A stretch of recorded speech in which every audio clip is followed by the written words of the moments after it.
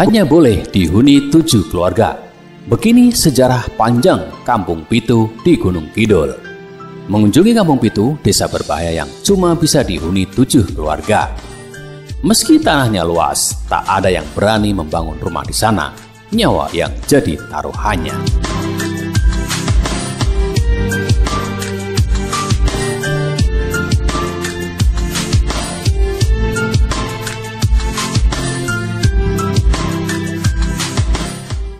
Brian Amanda mungkin tak pernah membayangkan menjadi satu-satunya remaja di kampung tempat tinggalnya.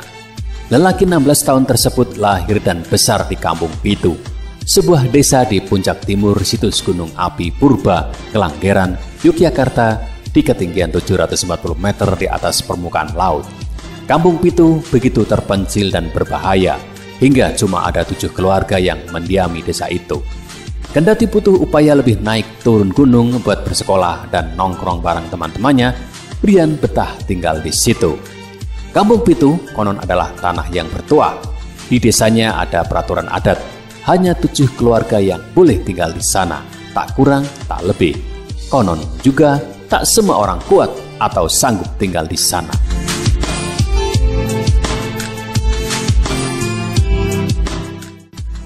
Puncak timur Kampung Pitu cenderung sepi dan jarang dilalui orang asing. Berkebalikan dengan puncak barat yang dikunjungi 170.000 wisatawan saat tahun baru 2019. Satu-satunya akses jalan menuju ke kampung itu adalah lewat jalan semen yang diapit batuan andesit raksasa di kanan kiri.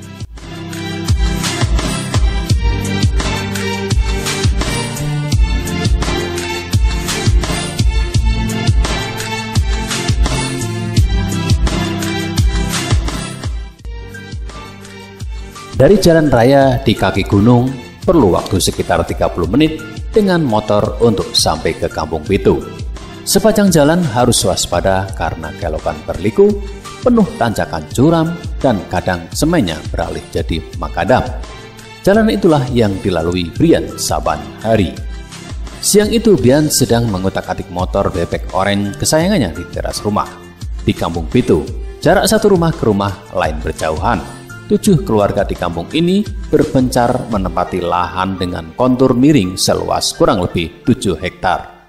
Meski begitu, semua tetangga Brian sebenarnya adalah sanak saudara, karena seluruh penghuni Kampung Pitu adalah keturunan Eyang Iro Kromo, sesepuh pendiri Kampung Pitu yang ceritanya penuh selubung mistis, dan memang hanya mereka yang boleh tinggal di sana.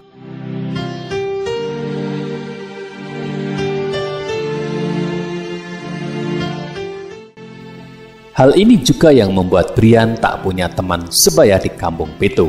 Ia sendiri belum punya rencana apa-apa tentang masa depannya. Belum tahu karena masih sekolah, tapi pinginnya nanti ya ke kota supaya dekat dengan jalan raya.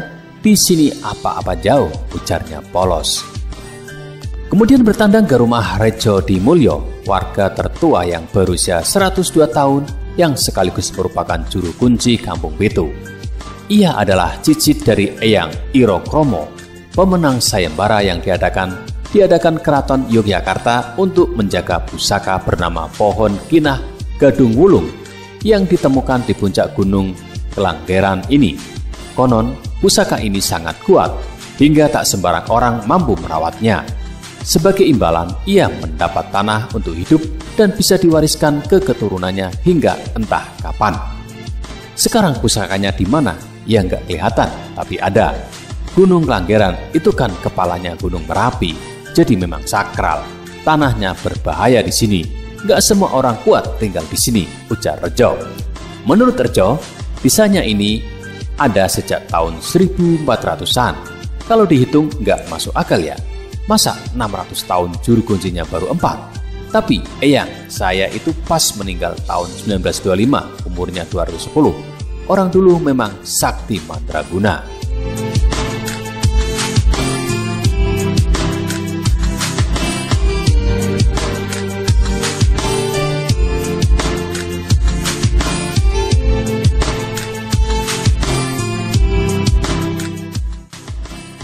Tak jauh dari rumah Rejo terdapat makam kuno di mana seluruh sesepuh dan warga Kampung Pitu yang meninggal disemayamkan.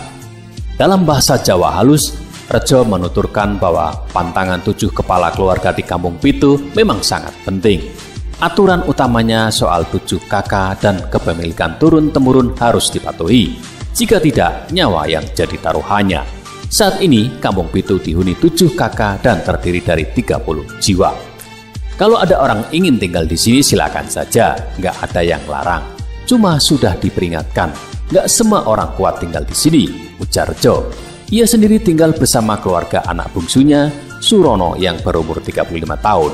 Dari 16 anaknya, Surono adalah satu-satunya yang ikut tinggal di Kampung Pitu dan calon penerusnya.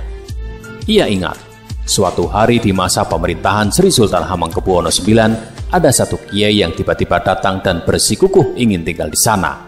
Pak Kiai beralasan ini tanah negara, jadi bebas ditinggali. Dia mau jadi keluarga ke-8. Saya peringatkan kalau itu melanggar adat, dia ngeyel. Akhirnya, belum selesai bangun rumah, tiba-tiba aja dia meninggal nggak tahu sebabnya apa.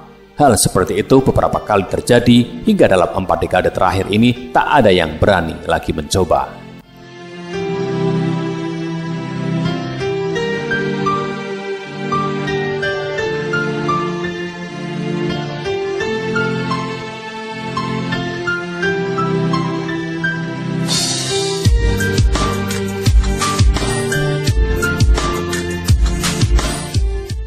Meski tak menjelaskan secara gamblang, menurutnya pantangan itu didasari hukum alam bahwa jumlah semesta itu ada 7. Rejo percaya bahwa desanya adalah papan pancer alias pusat semesta, maka dari itu keseimbangannya harus dijaga. Tapi memang peraturan adat itu secara teknis membuat ekosistem di Kampung Pitu terjaga. Satu keluarga di Kampung Pitu rata-rata punya tanah seluas 1 hektar. Secara keseluruhan, lebih banyak tanaman ketimbang bangunan buatan manusia. Kampung Pitu juga bebas dari resiko polusi udara dan suara karena mata pencaharian warganya adalah bertani dan berkebun, hingga udara di Kampung Pitu sejuk dan subur.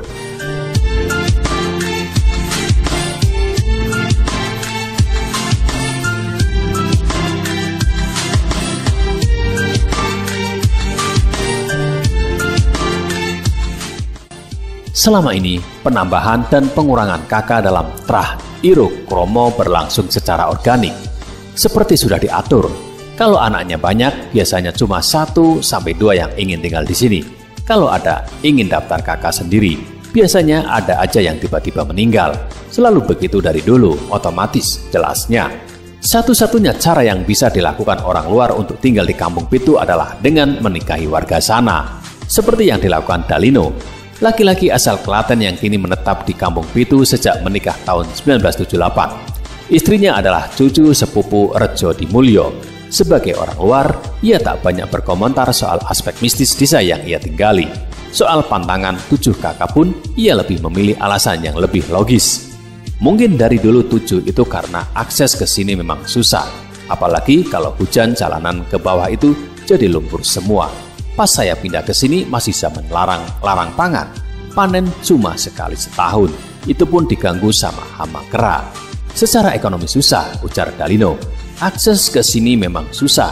Jalanan semen yang saat ini diandalkan baru dibangun tahun 1999. Sebelumnya warga Kampung Pitu berjalan kaki.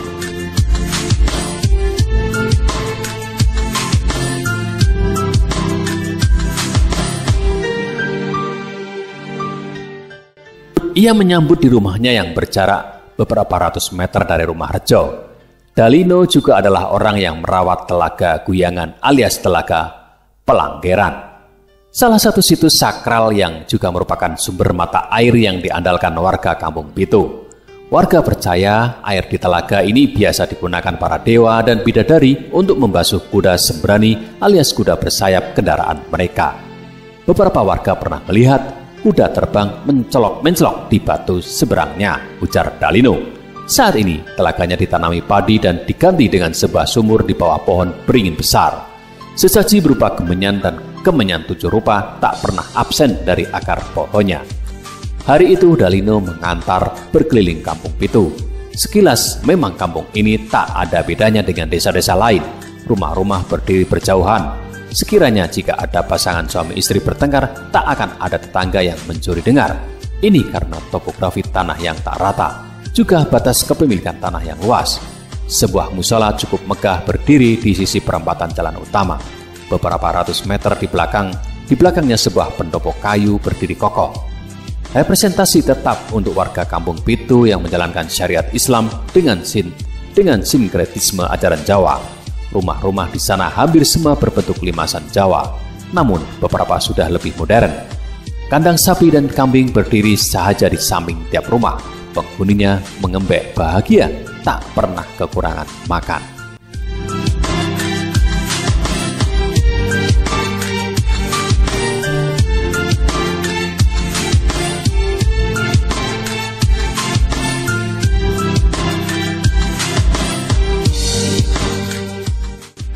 Kampung Pitu itu sendiri sebenarnya bukan benar-benar kampung. Ia adalah bagian kecil dari sebuah desa. Secara administratif, Kampung Pitu tergabung di RT 19 RW 04, Pedukuhan Ngelanggeran Wetan, Kecamatan Patuk, Kabupaten Gunung Kidul, Yogyakarta. Keangkeran Kampung Pitu membuat tak ada warga sekitar yang ingin ikut tinggal di sana. Pantangan lain yang ada di sini adalah menggelar pertunjukan wayang, apalagi dengan lakon Raden Ongkowijaya. Semasa kecil, Rejo melihat sendiri salah satu leher warga dikorok oleh pelaku misterius ketika kepala desanya menggelar wayangan untuk memperingati ulang tahun. Kalau punya niat macam-macam, apalagi sampai melanggar pantangan, nggak akan pulang dengan selamat. Tubuhnya mungkin pulang, tapi nyawanya entah kemana, jelas Rejo.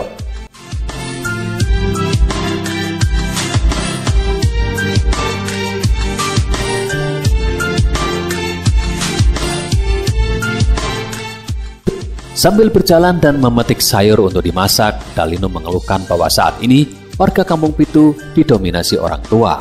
Setelah selesai sekolah, anak-anak muda di sini biasanya memilih untuk merantau dan tinggal di kota, ujarnya.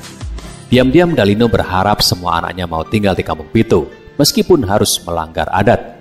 Kalau ada anak saya yang minta dibangunkan rumah di sini, ya monggo akan saya bikin. Toh tanah luas daripada nasibnya nggak jelas di kota. Mitos yang melingkup Kampung Pitu memang tak bisa dijelaskan secara logis, namun ia telah berfungsi menjaga ekosistem di sana tetap lestari. Dampak subtil yang bahkan sulit dilihat oleh mereka warganya sendiri, sementara generasi muda mulai tergoda untuk berkompromi dengan pantangan adat tersebut. Rejo Dimulyo sebagai juru kunci punya tugas untuk tetap menjaga jalannya tradisi di puncak gunung Ngelanggeran tersebut.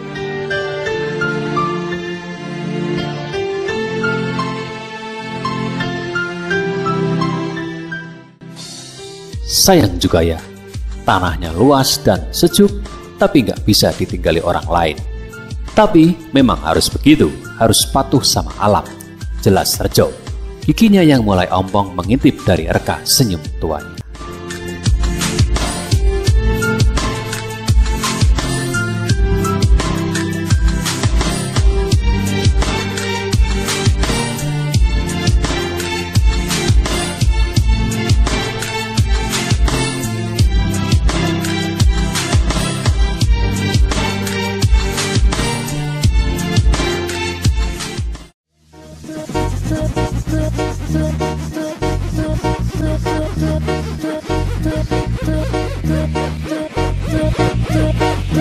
Hands up, everybody. GTMD.